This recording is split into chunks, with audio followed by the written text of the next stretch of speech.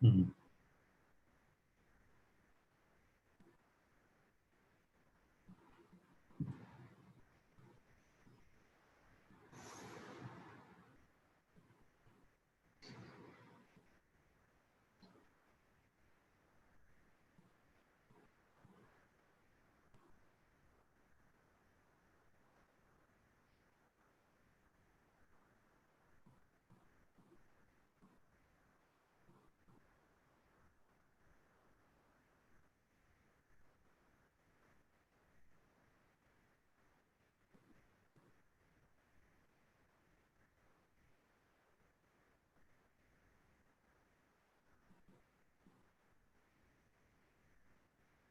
Yeah, I'll wait for a few more minutes to let people to join in.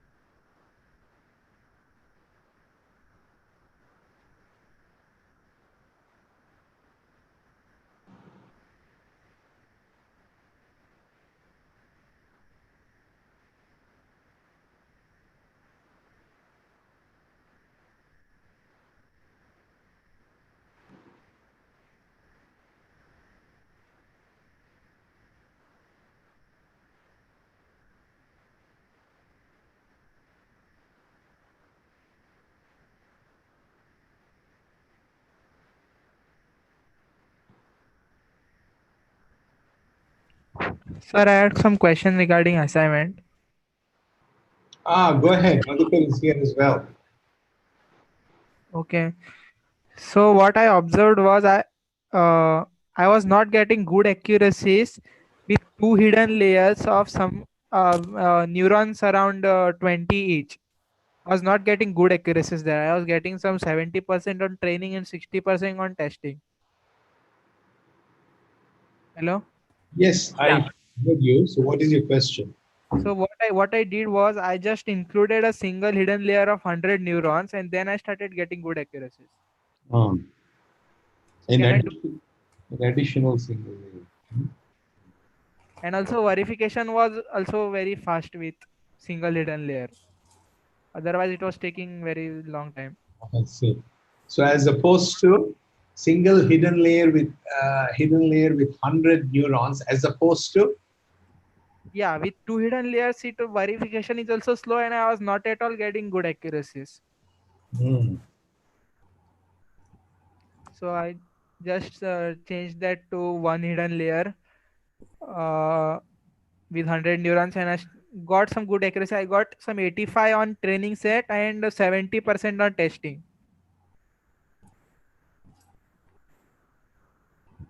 Correct. Okay, Kapil. Yeah. So this is fine. So having verified it for one layer is okay. But what the assignment wants is that you should have it for two layers. Yeah, exactly. I have That's why. myself tried to implement that, and it's actually possible to achieve a very good accuracy, roughly with the same number of neurons that you were telling for two layers. Okay, okay. Okay, so you have to Yeah, so remember that, whenever you're training a neural network, it is not only the number of neurons which is a parameter. There are other parameters also, right? Okay, so what may I know what input you used for neural network? What input I used as in? Means the input in which format it was, means binary encoded or just the two and ones and last position indicating the position of move. I had used the exact same encoding that is there in the assignment. Means input of size 9, right? The Sorry, 10. input of size 36. Oh, 36. Okay, okay, okay. Sir, but what I thought was if I use that input of size of 36, the verification, I was finding some problems. Means input of size 36 is there. So verification I thought would take much longer. No, so you should do it with input of size 36. Okay, okay. Okay. Okay, and you will, yeah, so you will, I don't know how others are finding it, but if, yeah, Ma- so see, the time that it takes in verification could be more depending on, your number of layers or your number of neurons per layer. But even if it takes a long time to do this, we have techniques to, we are going to be learning, and we have in fact looked at techniques to do abstraction and refinement if needed. So we'll use that as an exercise to, to make things faster later. Or, as you yourself said, that, we can reduce the number of layers and we could make the verification succeed. So we can try and, so once this, so the exercise primarily wants you to do all these things, to generate the code using Z3, and then to train the network, and to write to basically to encode the verification exercise. The verification problem may itself, take some time, or it may come out sooner or later, but that we will not worry too much about. What encoding I used was I just encoded the board with 210, and then last element of the array I used the position of the move. So Yeah. No, so actually, I had used the exact encoding which I have written in the assignment. So you should okay, try okay. and do So, that. but for this encoding, my verification is I have no problems with verification. My verification is, I think it takes around 2 minutes, not much. Correct. So it's okay. So you can submit this code as well, but you should still try to do what the assignment wants you to do, and then submit that one. Yeah, I will try. But may I know how much marks will I lose if I not uh, with if I use this? Yeah. So that is something that we have not Okay, discussed okay, yet. okay, So okay. this is something that I have to speak to And sir. also, I wanted to ask, instead of submitting the individual script, can we submit the notebook instead? Jupyter You, notebook. correct. You can submit the notebook. Yes. Okay, okay, thanks. Okay. So let's move on. And so I will start recording. Share my screen.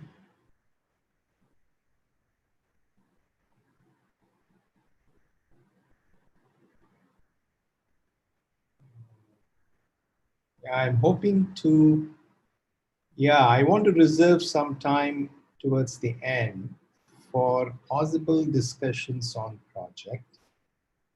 If there are some people who want to discuss their raw ideas before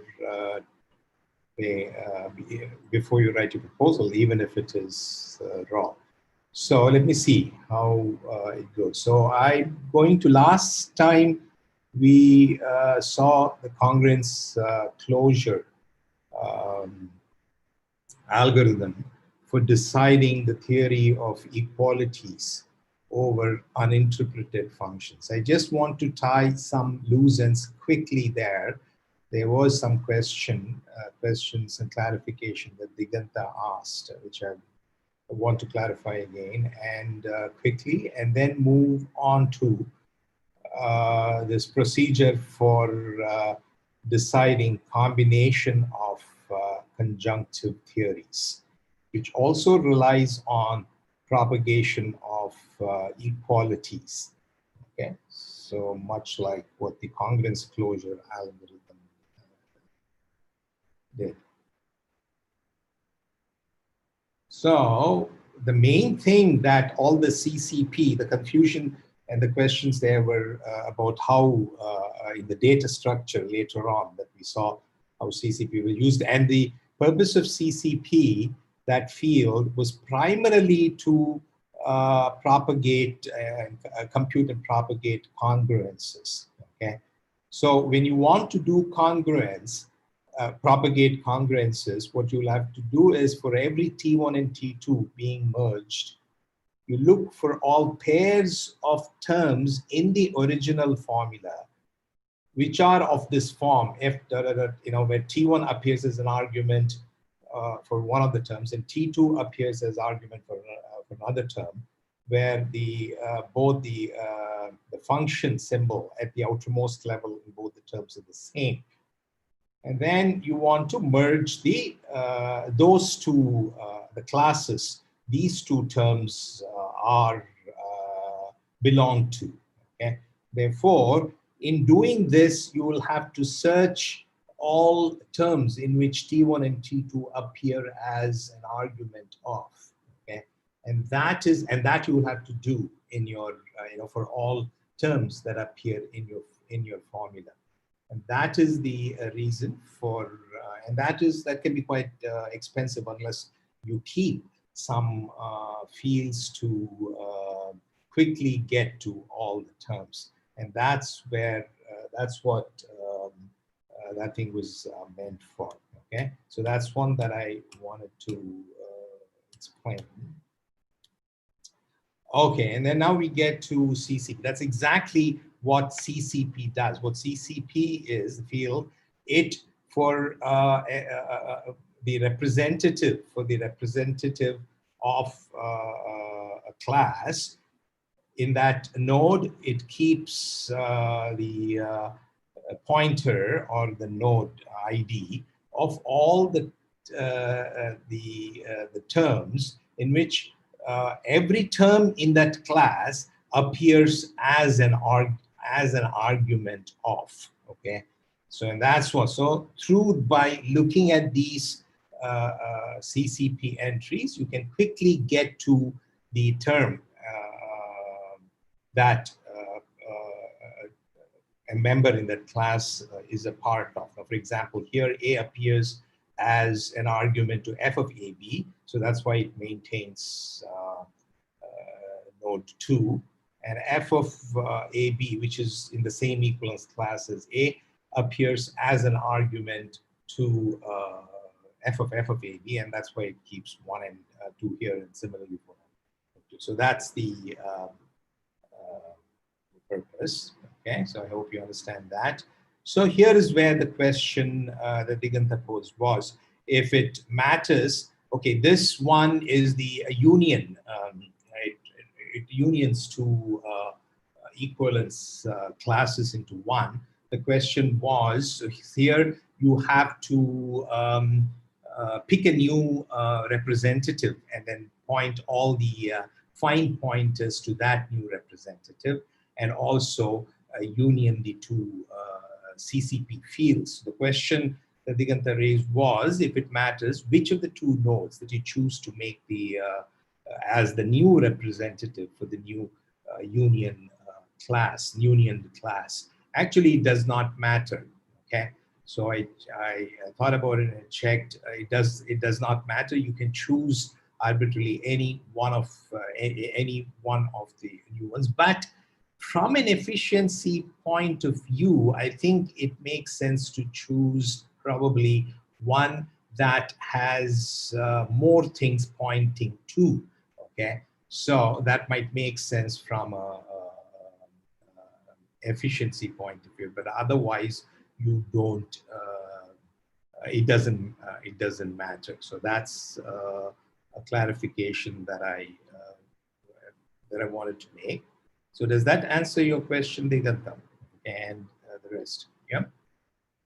Yeah. Okay. And what other thing? So here, so this is where this is quite, yeah, this is the place where the use of CCP gets illustrated. So here,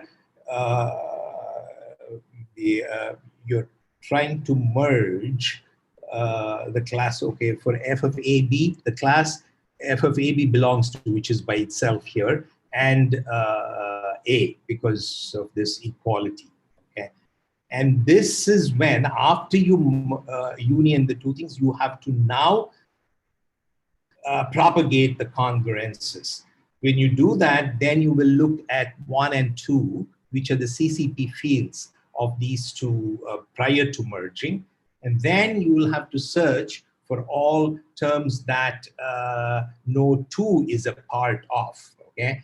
And node 3 is a part of, okay? So that's where it will look at the CCP field to directly go to those terms. So the CCP field will tell you which terms that every member in the class appears as an argument to. So you can quickly get to those things and then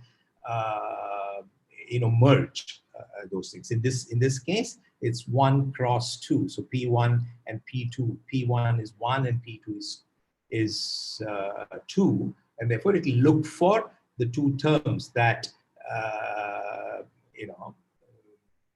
that 1 and 2 are. I'm sorry. 1 and 2 are part of, and it'll correct. So it'll get to those terms, and for every it'll see if those two things are different classes. So it'll look at those two terms. It'll end up looking at f of AB and f applied to f of, or for the left side, which is f of AB comma B, as well as on the right side, which will be f of AB comma B, and then checks those two things, and it is there that it is used. Okay, so that it has to do for every pair for the cross product. I mean, every element that belongs to this cross product. But there was one thing that you will notice that is kind of missing here, okay? Which is, see, the DAG representation. That had never occurred to me until now when I started re-looking at this thing. So if so the DAG does not. So let me.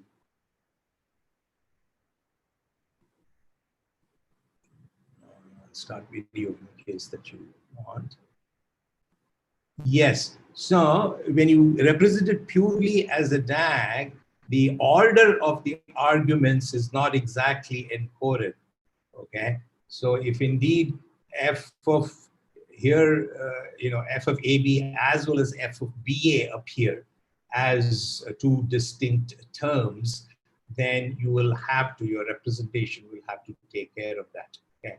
And that in the present representation, I don't see how that can be, that's not taken care of, in which case we'll have to have different kind of edges to account. I mean, to be able to deal with both those terms, f of AB as well as f of BA. Okay, so that is one thing. So otherwise, I hope this thing is clear. So any questions on this before I move on to describing the procedure for combination of theories?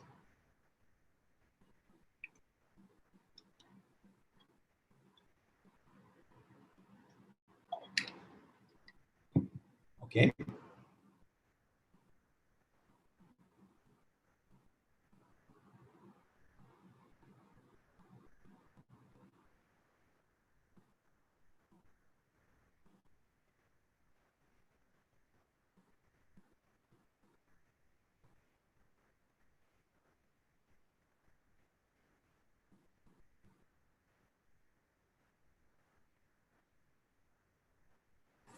So once again, what, as you know, SMT formulas logic is multi-sorted, and therefore you can have the formulas that you have can be, the atomic formulas can be drawn from different theories, as is illustrated here.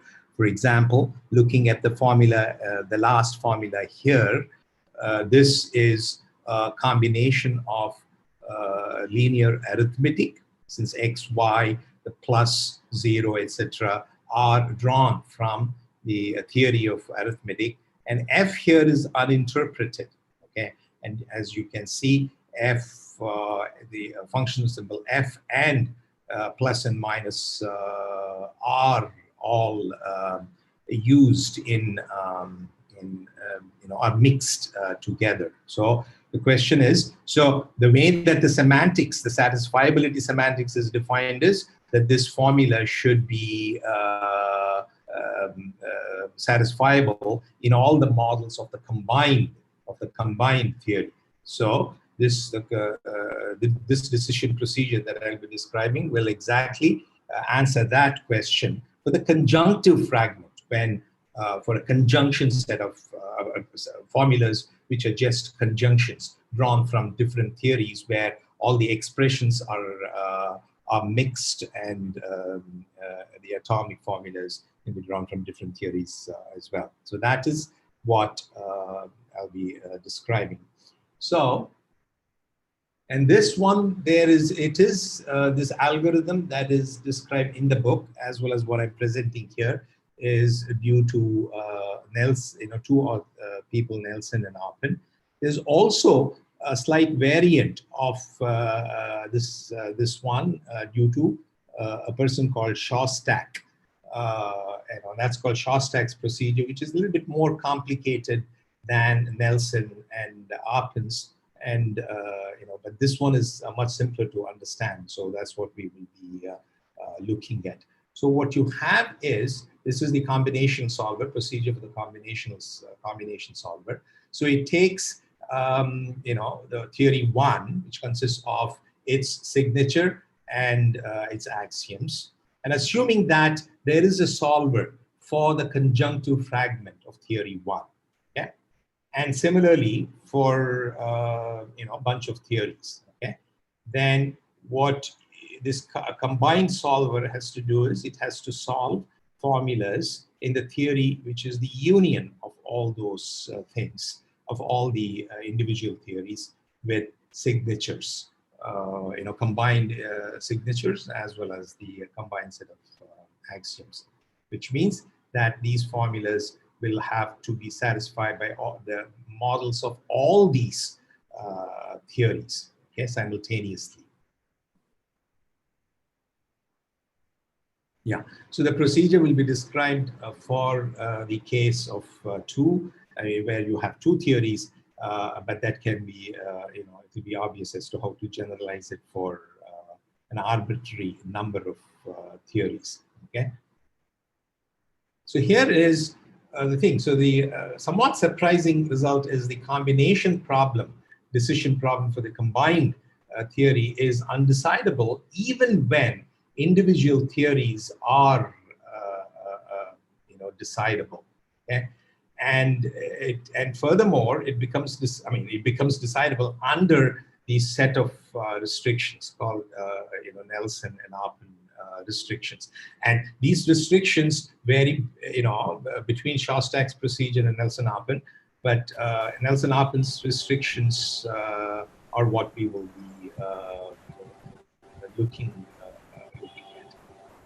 Okay.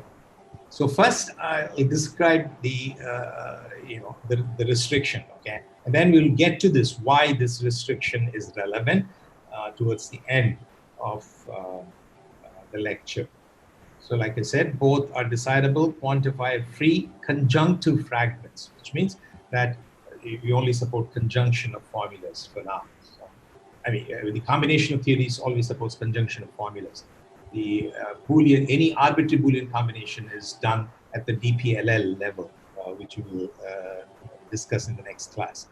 So equality is assumed to be the only symbol which is in the intersection of all the theories. Okay, all the rest are assumed to be distinct, and both are stably finite, okay, and stably infinite. Okay, so theory T is stably infinite if for every satisfiable sigma T formula F, there is a T model that satisfies F and that has a universe of infinite, cardinality. That is, there must be an infinite a model with infinite domain that that can satisfy it. Okay. For example, this theory, which has the signature as shown here, two constants A, B, and equality, and if it is governed by and its semantics is governed, if its models are governed by this particular axiom, which says that for every x, either, there can only be two elements. Okay, so obviously this is precluding any infinite models. Okay, for it. So this is not stably infinite. Okay. So similarly, fixed with bit vectors, they are not stably infinite. Does that mean that combination of these theories are undecidable? Obviously not, because, that is not the case. But Nelson and Oppen way of combining them is applicable only for stably infinite theories. Okay? So, there are, ways to get around it for doing this, but they'll have to be treated outside of Nelson and Oppen. So this equality of uninterpreted functions, these are all, they'll have also infinite models, okay, satisfying any satisfiable formula. You can find an infinite, a model with infinite domains. Okay, so that is the basic restriction for stably infinite theories. That is what stably infinite theories are, and you'll see Nelson often assumes that for its procedure to work. So any questions here? So we understand what stably infinite is, correct?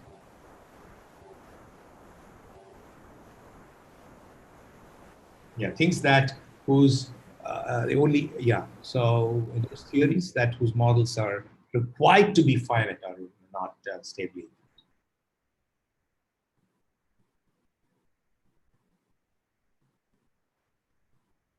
So here's an overview of the Nelson-Oppen procedure. So it goes through, given any formula in the combined theory, it first goes through what is called a purification step, which kind of removes all the expressions in which you have mixed operators appearing. Okay? And that it does by introducing new variables, okay, to eliminate those mixed terms that have operators from different theories. After that, it goes through a phase of equality propagation, okay, where the equals are equalities that are derived in one theory, okay, they're propagated to the other theory in a systematic fashion. And that's how the combined theory is decided, basically through equality propagation over the equalities over the two theories. Okay, so first I'll describe the purification step. So it transforms, it takes as input to a formula in the combined theory, and it transforms it, like I said, by introducing new variables into an equisatisfiable formula, F1 and F2, where F1 is from T1 and F2 is from T2. And what it does is, so as I said, it eliminates these kinds of terms. If you have a term where the function symbol f is in Ti, but one of its arguments is not. So this argument term, the T, has either function symbol from a theory that is different than the one to which f belongs to, then you introduce a new variable or new constant, if you will, u, and then you add this equality, u is equal to a t, to the formula. And then you do this, and the same thing for predicate symbols as well. And you do this repeatedly in an inside-out fashion, as you will see when I'll show you an example, to make all the to eliminate all these kinds of mixed terms. Okay. So you will be introducing not only new constant symbols, but also fresh set of equalities between that new constant symbol and some term. So for example, here is an illustration for the combined theory of arithmetic and the UEF theory, theory of uninterpreted functions. So here f belongs to the theory of equality with uninterpreted functions. Since f is an uninterpreted function, plus less than or equal to an x, they belong to the theory of the linear arithmetic. And therefore, both this term f of x by itself and the term that starts whose operator is less than or equal to are mixed terms, so they need to be eliminated. Okay, so you start with fx, so you will introduce a new symbol u, equate that u to f of x, and since f belongs to the theory of equality, you put this in that theory as a new equality, and you make this x less than or equal to u plus 1. Okay, and that's it. Okay, so then this becomes a pure term. I mean, notice that u is kind of shared between those theories. It's just you don't want the you only want the like constants, zero array constants to be shared, not full terms. That is the idea. Okay. So let's take this example. So here you have gy. Once again, x and y belong to the theory of real arithmetic, and plus also f, g, and a and b are function, and a and b constants that are uninterpreted, belong to the equality theory of uninterpreted equalities over uninterpreted functions. So first you have to so these, since due to plus, because plus belongs to this, but g of y belongs to equality. Therefore, you introduce new constants u1, u2, u3 to replace gy, ga, and nfb in the term, the plus term. So once again, x plus u1 is still the term that begins with f is mixed, because plus is from a different theory. So you need to make an equality to equate x plus u1 to u4. You introduce a new thing, and now you have fu4 less than or equal to this. This is still impure, because f and less than or equal to belong to two different theories. So you introduce a new variable and for equating fu4 to u5, and you will reduce it to this. Okay. So this is the purification step. So which which pretty much means that the only mixture will be at this constant level, shared constants level. So that then you need to only, yes, and you will see why we do this. Okay, so pretty much, so a constant is shared if it occurs in both F1 and F2. So and it is local otherwise. So here, all the new things that you use in this case, they are all shared because they appear in both formulas, purified formulas, whereas xy is some constant that appears only in the real arithmetic part of the formula, and a and b appear only here. Okay. So that is something. So if there are, after this purification step, if there is some shared constant, it will be among the newly introduced variables, or yes. Okay, so that is the effect of doing it.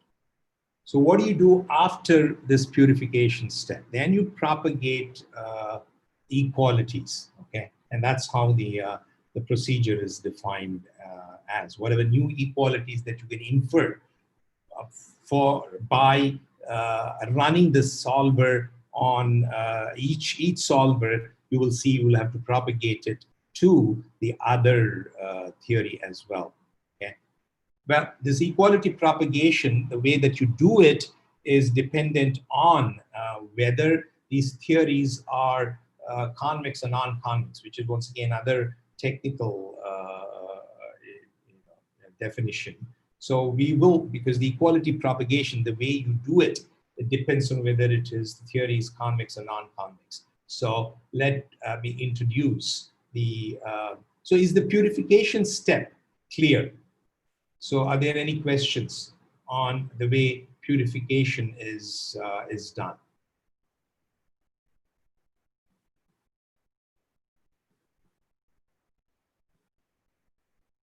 Okay.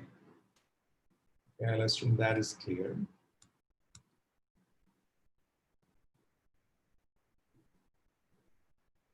See, theory T is convex if for every conjunction of formulas in that theory, the following holds: that if a conjunction of a conjunctive formula from the theory F implies a finite number of, a disjunction that consists of a finite number of equalities, then it should be the case that one of the equalities should also be inferred from the same, from F, okay? That is, if F implies a disjunction of equalities, then it should also, any conjunction, conjunction of formulas, and if it implies a disjunction of equalities in the theory, then it should also imply at least one of the equalities. Okay, linear arithmetic over. So here is an example of a non-convex theory. Okay, so linear arithmetic over integers is not convex as per this definition, because what you see on the left side here is F. Okay, X is greater than or equal to 1, and X is less than or equal to 2. Okay, for a linear arithmetic over integers, that indeed implies X is equal to 1 or X is equal to 2. But it is not the case that F implies either X is equal to 1 or X is equal to 2. Okay, so yeah, so this, yeah, so that's the requirement, that you will have to, if a disjunction of equality is implied by a formula which is a conjunction, then it should be the case that it should also infer one of those equalities. So here, yeah, this implies that X is equal to 1 or X is equal to 2, but it is not the case that either of them is implied by F.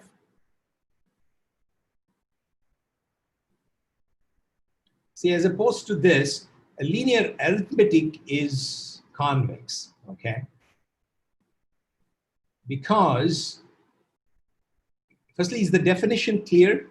Is the definition of convexity clear? And is it clear why linear arithmetic over integers is not convex?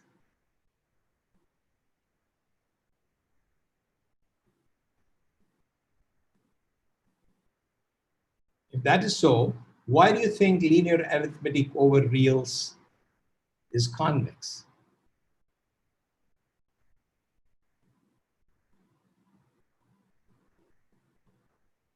Anyone fathom to venture a guess?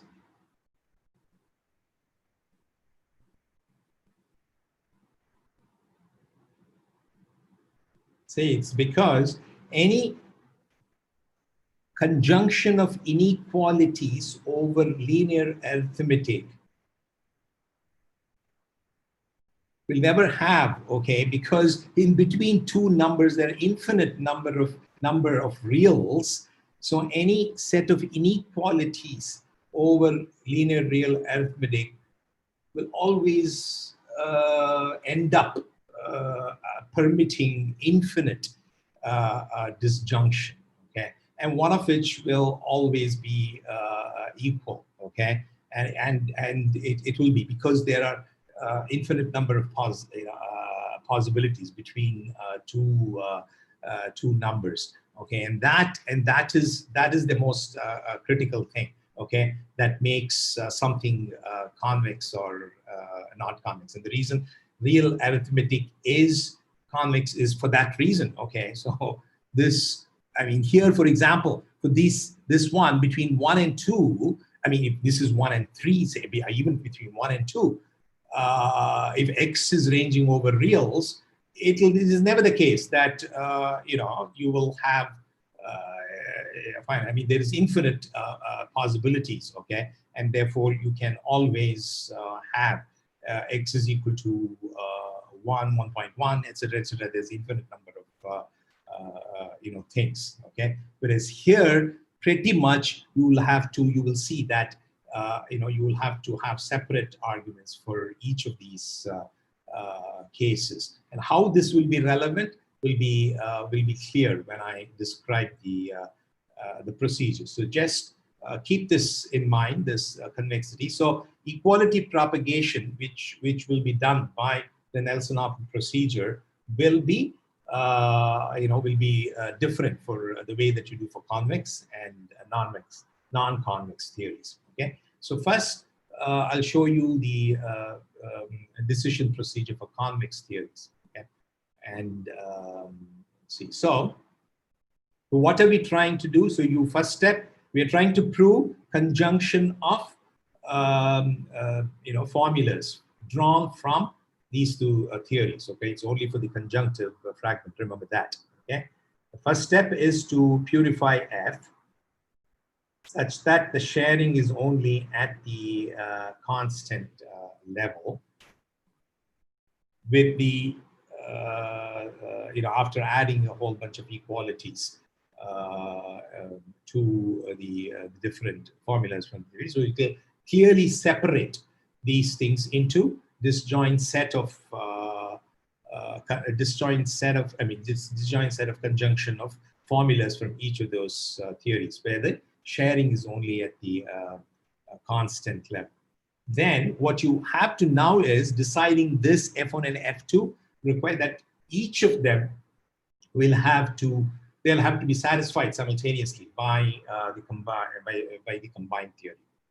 So obviously, the idea is to reduce this problem to one of running using the individual solver for one of the each of the theories. Okay, that is the goal of Nelson-Hopf. So here, assuming that you already have a decision procedure for the individual theories, in this case T1 and T2, is trying to come up design a procedure for the combined theory by reducing the decision problem in terms of the decision procedure for the individual theory.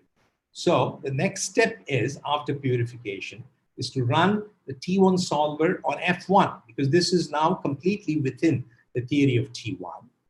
And F2 is completely within the theory of T2. That is the purpose of purification, so that now you have nothing at the function symbols level that are mixed in this thing. So you can run the individual solvers on each of these formulas, because the sigma is at least the function symbol for, except the constants. Okay, these constants are arbitrary constants. Therefore, since the conjunction of the two formulas is for it to be satisfiable, each of them have to be satisfiable. Therefore, first you run the solvers in F1 and F2 separately. If either of them returns unsat, obviously the conjunction of the two things cannot be sat.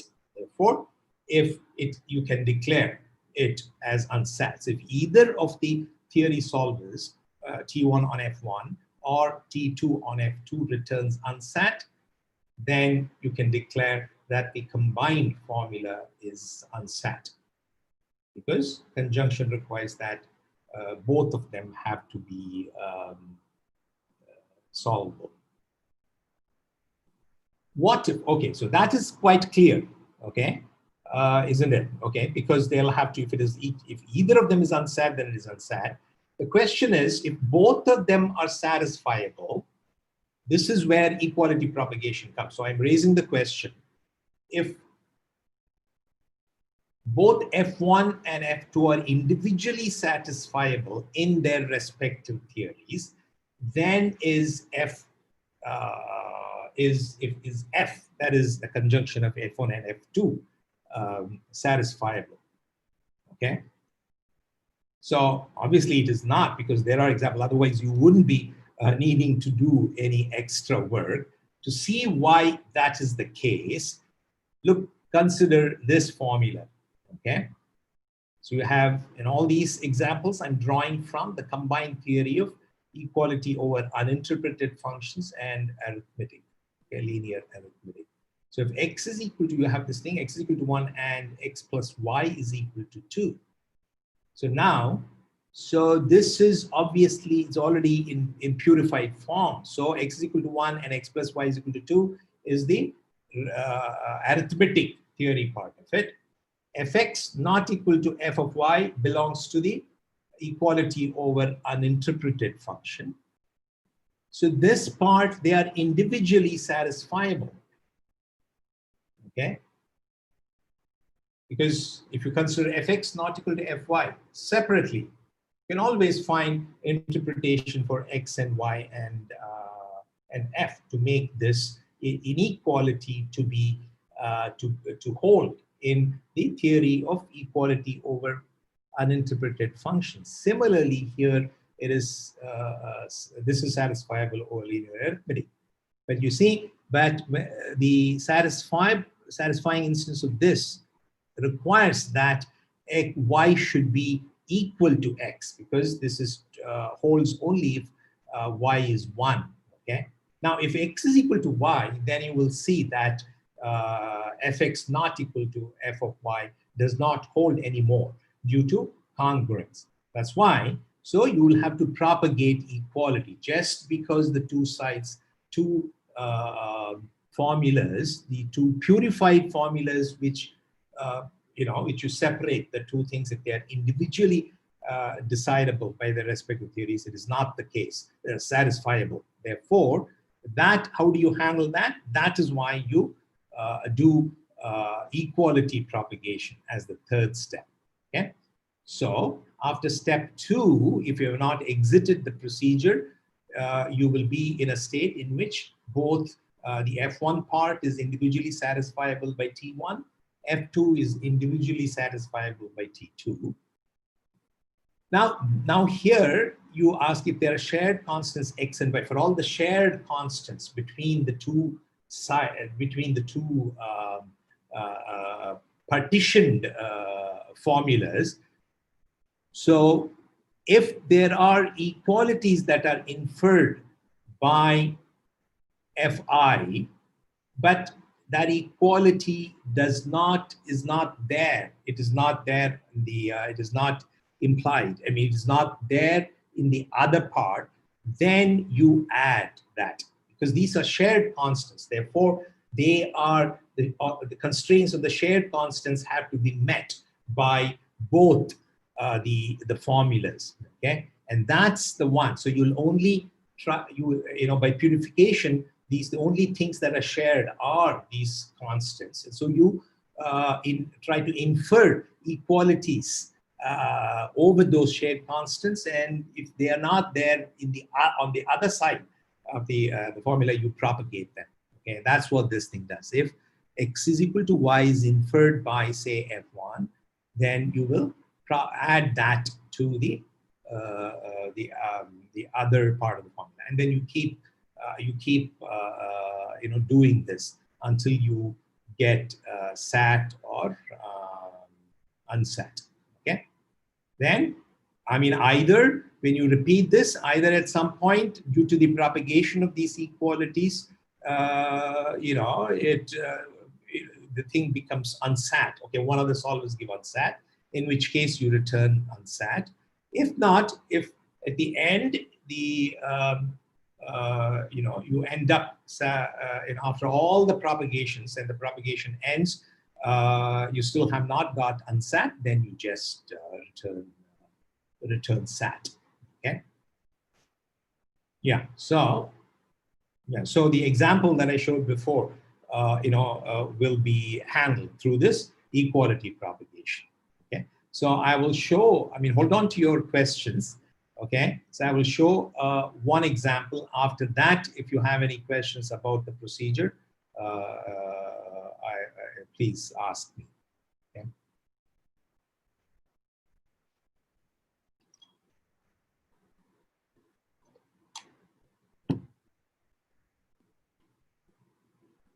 So here's the formula, the combined formula.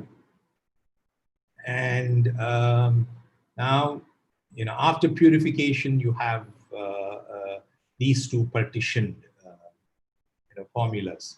Okay, all these x less than or equal to y plus z, this one, and z is greater than or equal to 0. They are all already in pure form.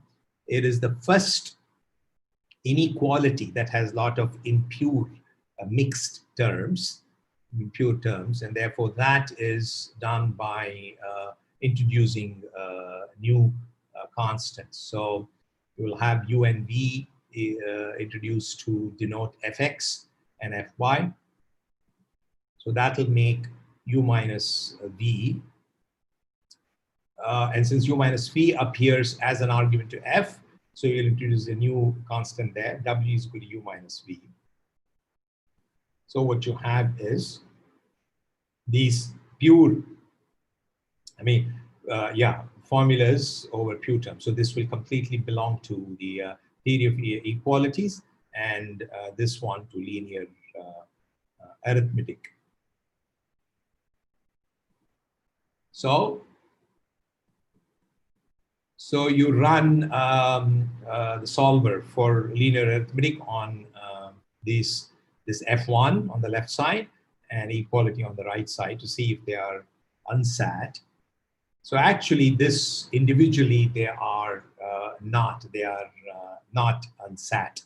Okay, and therefore now it is time for propagation. So without propagating all the equalities, you can't come to any conclusion. Now here, if you notice, these first three set of inequalities over x, y, and z imply that x must be equal to y. Actually, it implies that x, that is satisfiable only if x is equal to y and z is equal to 0.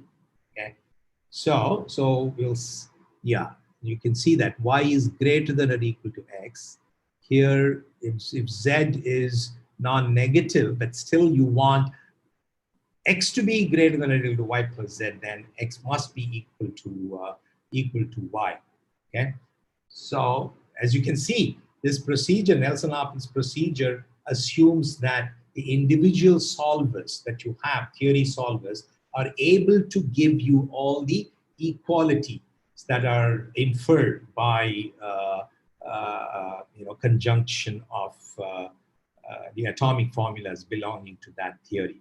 Okay, so these three inequalities here, from that x is equal to y is follows. So is inferred, and therefore, and because x and y are shared constants, so you will have to propagate that appear on the other side. Now you will have to propagate that constraint over to the the formula on the equality. So because it's only under that assumption, if you want to have these to hold these two things to hold simultaneously, it has to obey all the constraints that are inferred by each of these formulas under the respective theory. Okay, so that's what this is. Step 3 propagates x is equal to y inferred on F1, the left side, to F2. Okay, now if x is equal to y, you know that through congruence, this theory solver, the congruence theory, the congruence closure, will infer that fx is equal to fy, and therefore that means u is equal to y. So this will infer u is equal to y, u is equal to v, okay? And that is propagated over to here. Okay, and you know that z is also equal to 0. Is z is equal to 0 is inferred by these three inequalities in real arithmetic, and therefore and since u is equal to v, u minus v is also 0, and z is 0, and therefore that infers w is equal to z. That w is equal to z is inferred, is a new equality that is inferred as a result of propagating u is equal to v.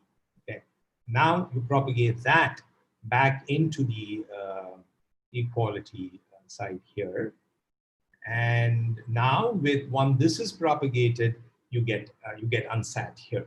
Okay, because w is equal to z infers makes fw equal to fz, and therefore they are not equal. So that's what that's how you do things. Okay, now any questions? Is it clear what the Nelson-Hopkins procedure does?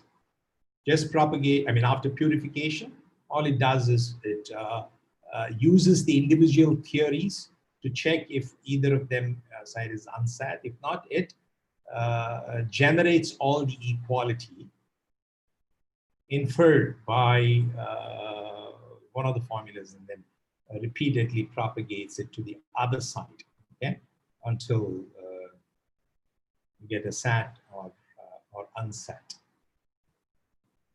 Any questions here? So we will have to, like, the theory solver for each of the theories will have to support producing these equalities. Right. Is there any general way to do that for a given theory solver that just gives you sat or unsat? No, I think we will look at, no, there's no general, because these decision procedures for each theories are very, very theory specific. Okay. Therefore, this relies on, yes, equality, and therefore, so there'll have to be, that question has to be asked in the context of each individual theories. Okay, and most theories, I mean, equality is such, because we assume that equality is there in each of these theories. Okay, so there must be some way in which equality has to be inferred. Okay. So there must be a way that equality is, the inference for equality should be there, because that is quite basic. Okay, so most of them do have a way of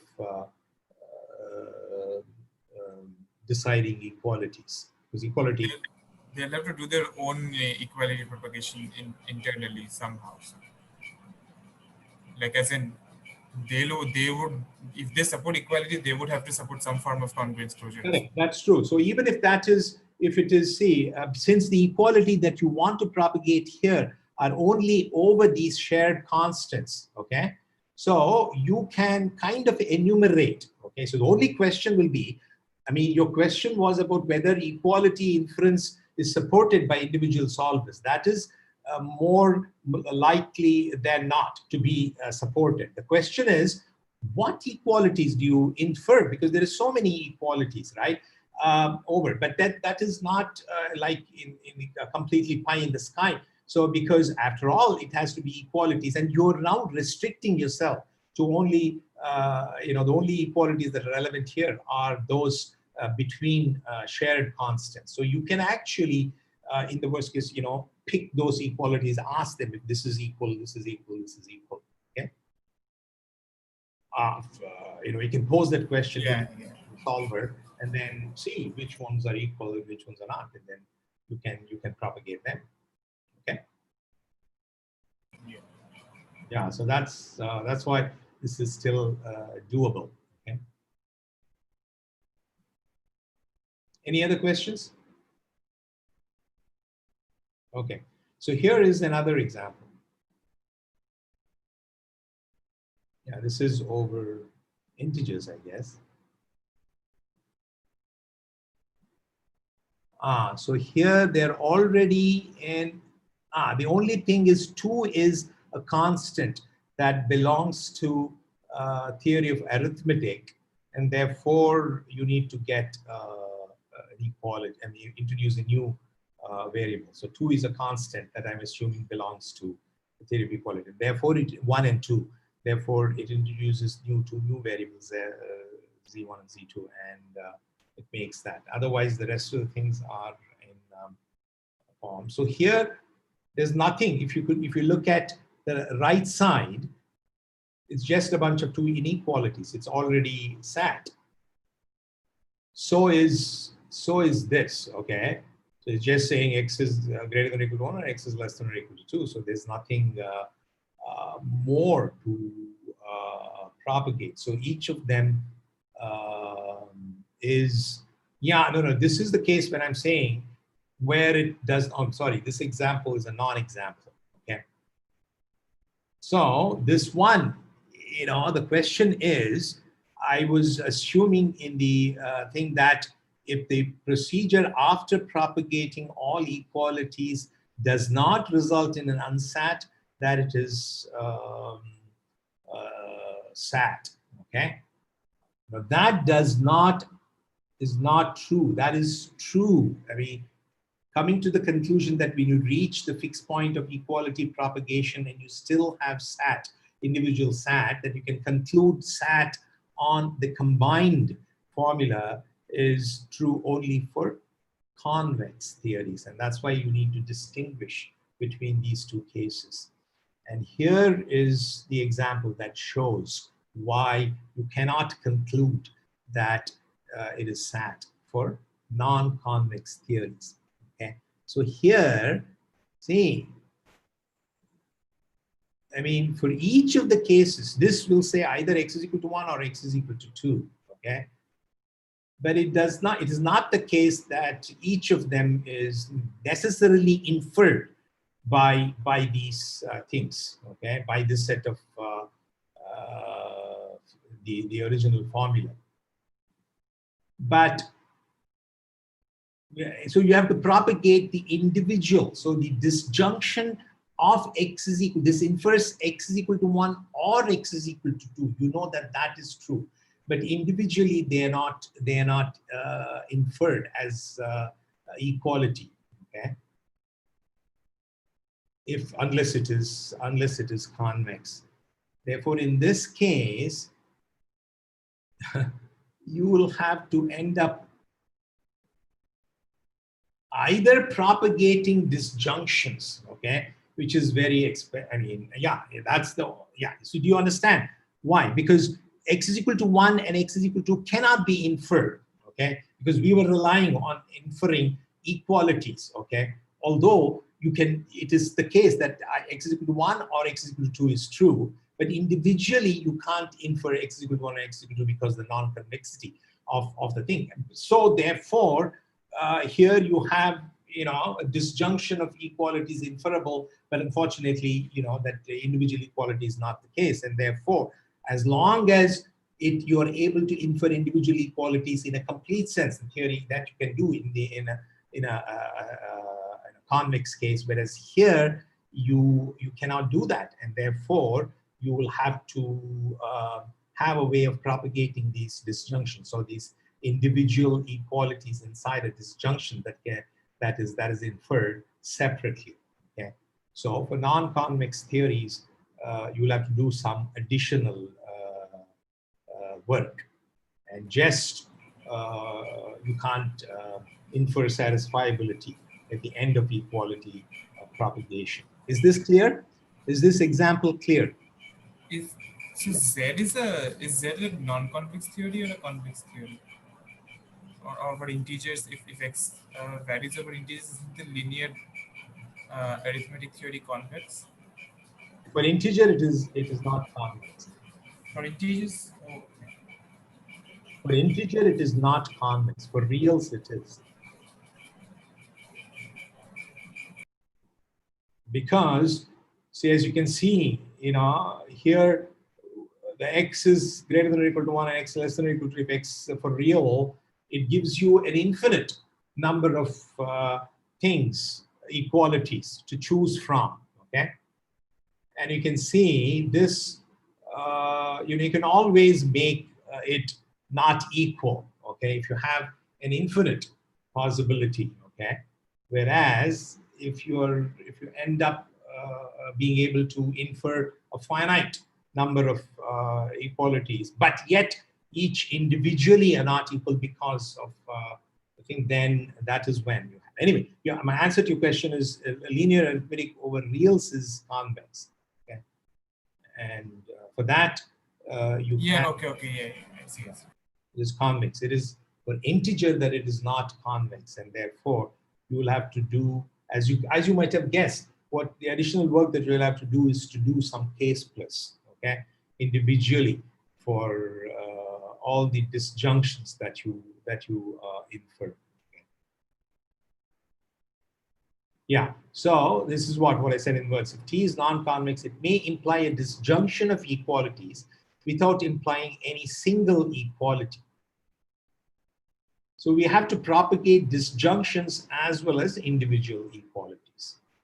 The question will be which disjunctions, and how do we propagate disjunctions to theory solvers which only reason about conjunctions. So therefore, that question is, will be there.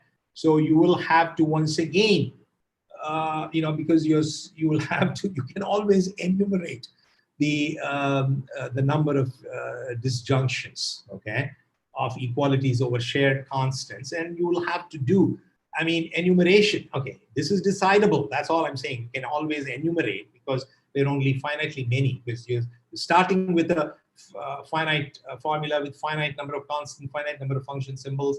All the new function symbols, constants that you introduce are finitely many, and therefore even the disjunctions are finite. Therefore, you can, in general, do enumeration, but in order to be practical, you will have to do it more cleverly. Okay, so that's what is done for non-convex. Okay, for non-convex theories, there is an additional step. So you will have to kind of enumerate the disjunctions, okay, that may be possibly inferred by one side of the formula. And if that is not, if that disjunction is not contained in the, but it is not inferred by the other side, then what you have to do is you run a separate Nelson-Appen procedure for each of these equalities separately. Okay? And if it returns sat, if for any one of these Nelson-Appen instance, for any one of these decisions, then you return sat. But if it does not, If it is unsat for all of them, then you can return, unsat. So you keep doing this for all disjunctions that can be inferred over the shared constants, which are only finitely many. Okay, so you could try and get the minimal disjunction and then propagate that, begin with, and then you can start increasing until you exhaust all disjunctions. Or you can have heuristics to do the k-splits. Okay, this is primarily doing k-splits on these equalities over the shared constants. If there are ways, heuristics that you could get by doing this, then then you may not need to enumerate all of them. Okay, so I'm running out of time. So let me show this example. And yeah, so how do I do this? So this was the example for which each side ended up not being satisfiable, but they did not generate any equalities. Okay, therefore you have to now, this can generate x is equal to z1 or x is equal to z2, and therefore you will have to have two Nelson-Apen. You have to propagate each of them. Okay, and you will see that both are unsat, and there's no more disjunctions that are over the shared constants that are that can be inferred here, and therefore you can declare the whole thing is unsat. Okay. Okay, so soundness and completeness. I will get to this later on. I don't know if I have time. Yeah, this is only a statement I have here. The proof I have in another set of slides. I'm not sure if I'll go through the proof or not. Certainly not today. So if decision procedures for convex theory to have, well, polynomial time complexity, so does soundness. Okay. The theories T1 and T2 satisfy the Nelson-Apen restrictions, then the combination procedure returns unsat for formula f in T1 union T2, if and only if it is unsatisfiable modulo the combined theory. Okay, and it also is, if individually they have complexity polynomial in time, the combined theories also can be done. All this equality propagation, etc., can be done in polynomial time. If individually they are NP, then so is Nelson-Apen combination. Okay, so yeah, this is what I'll end with. Okay, so there was a stably infinite assumption. Okay, so stably infinite is the assumption. Each theory has to be stably infinite. Inside that, the procedure is different for convex and non-convex. Okay, so non-convexity is not a restriction, okay, of the Nelson-Apen. It's just the equality propagation gets harder. Okay, so why? I mean, you would think that for this procedure, okay, if every theory is finite, you would think the finiteness, why does it cause an issue, can be seen with this example. So this one I'm pretty much following, by the way, the chapter that discusses combination of theories. I think it is chapter 11 in the book, and this example is also drawn from the same chapter. So here is one theory with a single function symbol f. But here, this obviously, it has a requirement. It has an axiom defining that theory, the semantics of that theory, which imposes a restriction that any model satisfying this theory has to have at most two elements. That is what this theory axiom for the theory 1 is saying, that it cannot be the case that if you have three elements, it cannot be the case that all three of them are distinct. Therefore, it has that requirement that at most, those domains will have to have two elements. Now, sigma 2 is just, which has one function symbol and has, it doesn't have any, it's uninterpreted with equalities and inequalities. The combined formula that you're trying to check is a combination of sigma 1 union sigma 2. So fx1 not equal to fx2 is drawn from sigma 1, and the rest, gx1 not equal to gx3, gx is drawn from sigma 2.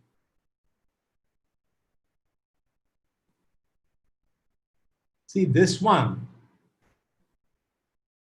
So when you separate them, this side is the partition formula F1 that, after purification, there's no purification. You can simply separate them. So this belongs to F1, this belongs to F2. See, since sigma 1 has at most 2 elements,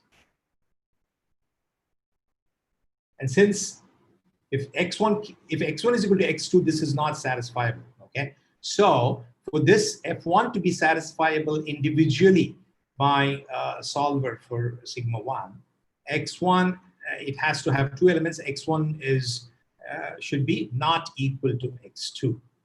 Okay, and since the theory has at most only 2, so you can make fx1 become x1.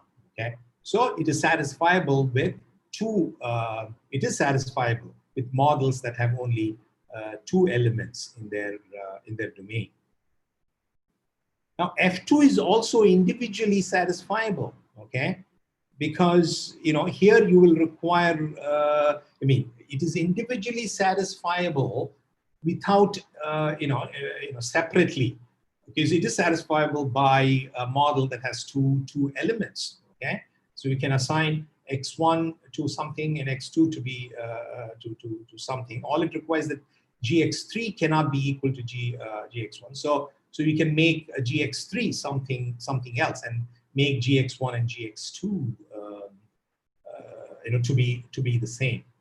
But what happens is that when you propagate, okay, the left side requires x1 to be equal to x2, but under the assumption x1 is equal to x2, the right side formula, because you have to satisfy both of them simultaneously, the right side formula will be satisfiable only if you have more than 2 elements, 3 or more elements in your domain. Okay, and that's why this combined thing is not satisfiable. Okay, even when these things individually are satisfiable. So in these cases, when they are not stably infinite, you require to find out for each of the theories, if they have a finite model, what is the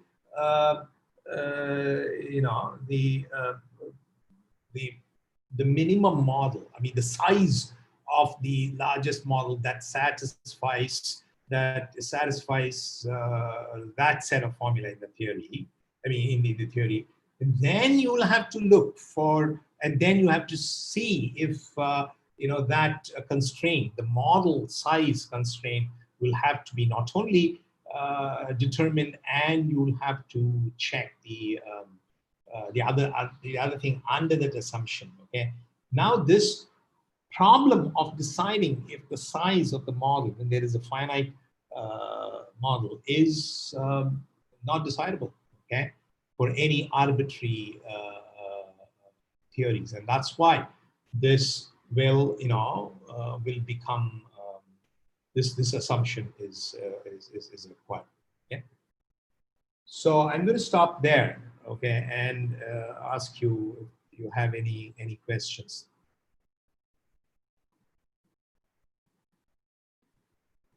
Yeah.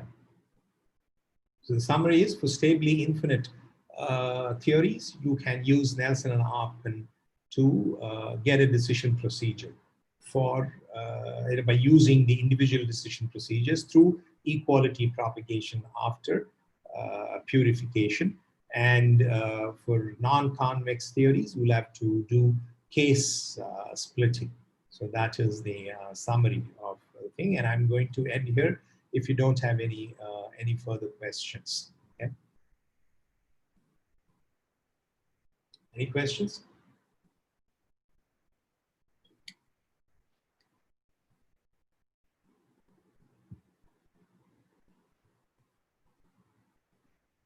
Yeah, I do have a proof of the correctness of Nelson, but I'll decide whether to go through that in the next class or not.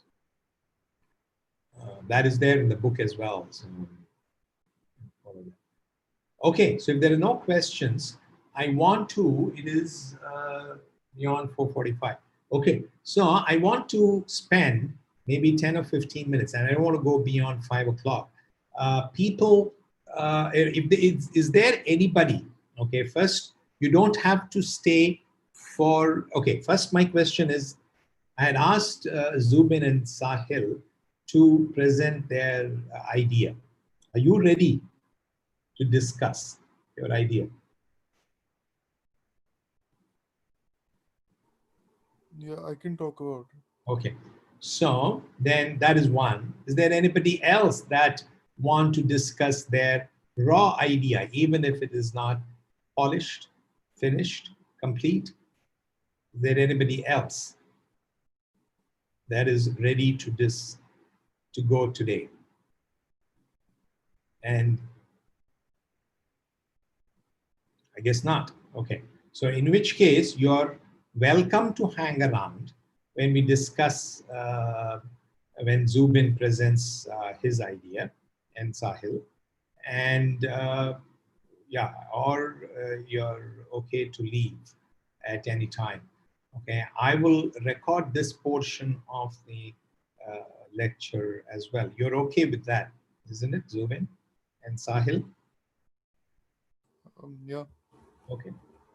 Yeah, so if people want to leave, they are welcome to leave. If people want to stick around, then stick around. So you have 10 minutes. Do you want me to share? I mean, are you going to write something? Zubin? You're going to show us something. Yeah, I can. So the thing was that I looked, I searched for the idea, and it seems like someone has already done something like this. No, that's okay. No. But that should not be the reason for you to not do it. I mean, the sense Yeah. I mean, it is completely available. And, they've actually built a neural network for that. Huh? Yeah, they have. Yeah. And I mean, for the entire set of things, I mean. No, so they only do three theories. So there's a lot of So I'll share my screen. So let me. I can't.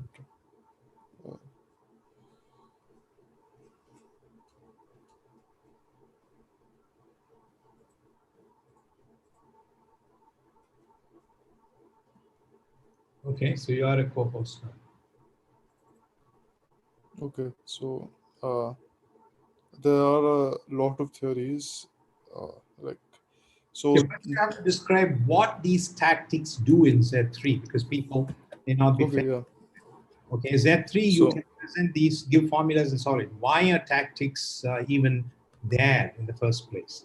So tactics tells Z3 how to actually solve a given set of equations or a given set of formulae, and they help guide solving. So I see.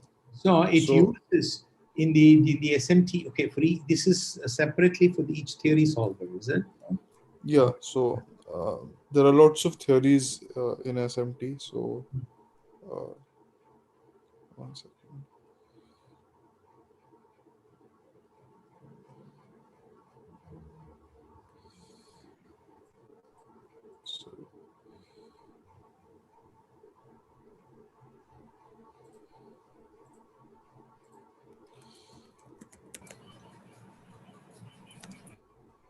So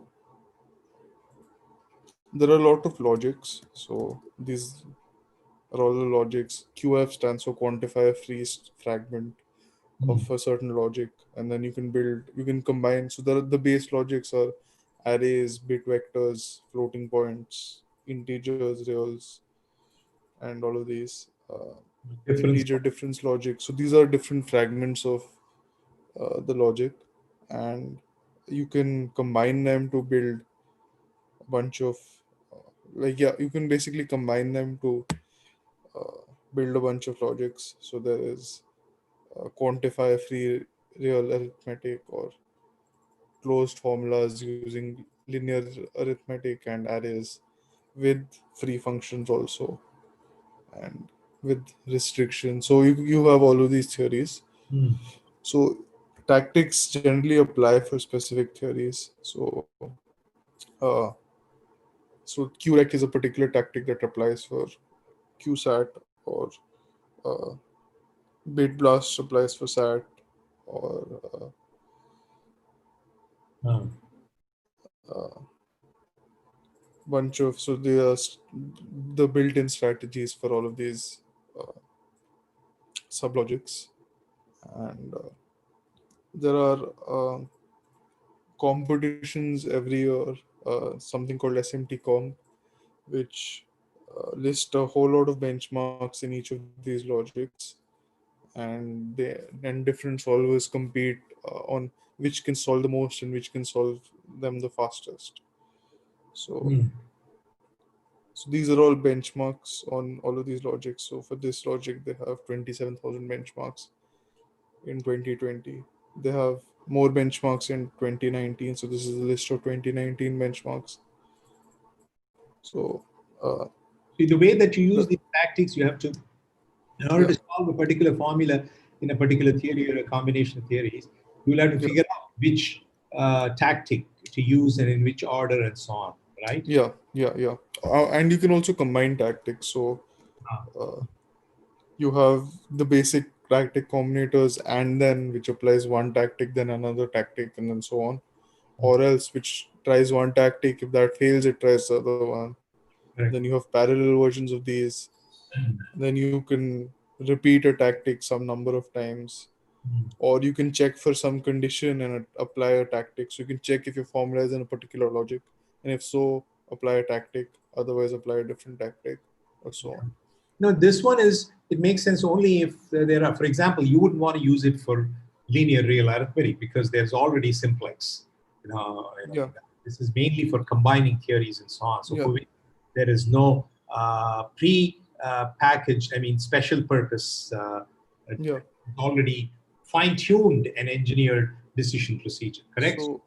So there's already a paper that attempts to do this, but Uh, they focus on where was uh, this published? 2018. It was published. Let's see, New Rips 18 or something. It's a machine learning conference, I I guess. see. So uh, they use they only evaluated their findings on these three theories: QFNRA, QFBV, and QFNIA, which is nonlinear arithmetic, quantify free, quantify 3-bit vectors, and quantify free integer arithmetic. So that's where they evaluated the system on, and they also use. So I showed you there are all of these different strategies, but Mm. all of these different tactics, but they only seem to use like a very limited subset. So yeah, so the list of tactics they seem to use are just these many: simplify, bit blast, uh, SAT. And so they don't seem to use many tactics Mm. also. So uh, I guess we can extend their work, or try to build a new kind of system for, Ah. Mm. or Or experiment. So they outline a bunch of approaches, some that they didn't even evaluate. We can try to do that, or come up with our own approaches: how to encode the tactics, how to uh, encode the input, how to ask, how to do the entire interaction between the machine learning part and the solver. Mm. And we can try it on different benchmarks of different logics. Yeah. So I think it's quite interesting. I mean, the topic is quite interesting. So the real question is if you could do something slightly different than exactly what they have not done, and if that can be defined and yeah, done. Because in terms of getting the, I mean, I had those questions for you, the data set, okay, because you can use these things, no? yeah, Doing it, but the answers, they also provide the answers here in yeah, SF. yeah, yeah, yeah. So you know whether it's sat or unsat or yeah, That thing is there, yeah. but how would you? I mean, eventually you would only classify it as sat or unsat, or or these things may not. So this is a single query track. So does this data set is only sat or unsat? Then there's an incremental track also. Then there's a unsat core track, and there's one for model generation. So there are different tracks. So I think we'll start out by just doing sat or unsat, and then later, Then your classification will only sat or unsat. Yeah. yeah, yeah, Yeah. I mean, what else can you have? I mean, sat or unsat. Okay. But I mean, I guess if there is a subset that is unsat, then you can get that and so on for unsat core and those kinds of things. yeah, Hmm. So the real question will be how much accuracy you can get, right? So in yeah, the way. or how much we can improve over existing solvers. Hmm. So uh, in this one, uh, yeah, so they solved 17% more formulas and Oh, they did over what? Over series. over existing solvers, My goodness. Uh-huh. Hmm. and sometimes they get 100x, but this is like upper bound of Uh-huh. runtime improvement. But 90th percentile they get 1.4x. Hmm. So in 90% of the cases they can do at least 1.4 times better than uh, all of these existing solvers. What do you think, Madhukar? Yeah, so this is certainly interesting, but it may be I mean, it may be a lot of work. Yeah. So So what exactly? So yeah. So have you thought a little more about? So what exactly do you plan to do? If you carve out your problem, as Sir was also saying, if you carve out your problem properly, you will be able to not only keep it manageable, but also do something different from what they're doing. So both in terms of in terms of being different, and perhaps something that you can even carry on and do further research on if there is interest, of course. So do you have any clear idea of what exactly you're trying to be doing? no, I guess the goal is to improve on existing solvers, and I'm more interested in, say, the theory of recursive data types, which Yeah. people So seem to ignore a lot. what you're saying is rather than trying to improve what they have done, I mean, which might be a difficult thing, maybe trying out for a different theory would be. Yeah, yeah. So So you're trying to learn when to use a particular tactics. yeah, we're trying to learn how to use when to use particular tactics. So if you look at Combination of tactics. Yeah, so you have enough benchmarks for which so uh, there are lots of benchmarks. So and for each one there's a known tactic set which helps. no, there is no, you don't get a known tactic set. You just get an answer. So there's by default Z3 generates, or all solvers use heuristics to decide which tactic to use. Correct. So But you want to replace that decision making component by a neural network which will then yeah, decide, right? yeah, yeah. Okay, So but then you will have to train that network. yeah, So how will you train it without having a lot of benchmarks for which the tactics are known? so you train it by generating a string of tactics and scoring it based on how much, whether it succeeded or not, or how much time it took. Correct. So for a lot of formulas, for a lot of tactics, you will have to Yeah. actually So evaluate the formula on so that I tactic. so I once Z3 solves a thing, you can ask it to dump out its tactic, the tactics it used to solve that. Correct. So that So entire exercise will have to be done. So you'll have to yeah, call Z3 a number of times for a number of formulas, yeah, hopefully with many different tactics, yeah, right? yeah. And then Yeah, you also want to do some exploration on your own, so substituting one tactic for another. So uh, those kinds correct. of Correct. So you can do that. And then what is it that you will verify? So you can choose some properties to verify. That's still less of a problem. But yeah, to carve out, yeah, so even there to to define these boundaries carefully so that you get an interesting subset while still not have too many, yeah, is it requires some thought. So you should be, yeah, so you should try and think about these things, and you should carve out these boundaries a little better. What yeah. are the kind of examples that you will keep yourself limited to? As So sir was saying, should you worry about a different theory, or should you keep one yeah, of the same? so Yeah. all of these so SMT comp generally seems to be, or even these people mostly focus on known theories like bit vectors or Correct. integers or rationals or something. But Correct. Yeah. uh, Any if you given theory, let's say. but Yeah. there are there's this version of CVC4, the SMT solver, Yeah. which is optimized for inductive data types. So in that, you don't use any built-in theories. You define your own data types. So you define a list data type, the cons, head and tail, or a tree data Correct. type, and a pair Correct. data type. And then you can prove properties on that, like appending nil to something is. Yeah. Okay. So it's 5:05 now. I think those questions that Madhukar raised are also the questions that I also have. I think this is interesting. Certainly interesting for applying for a different theory. But like he said, we Yeah, have to see the boundaries, the scope. Okay.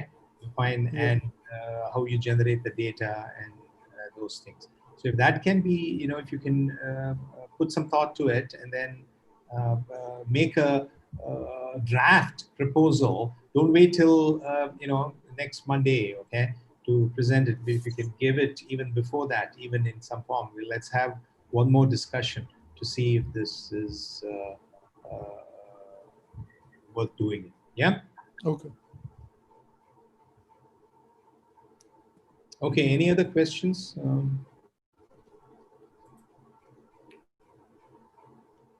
Okay.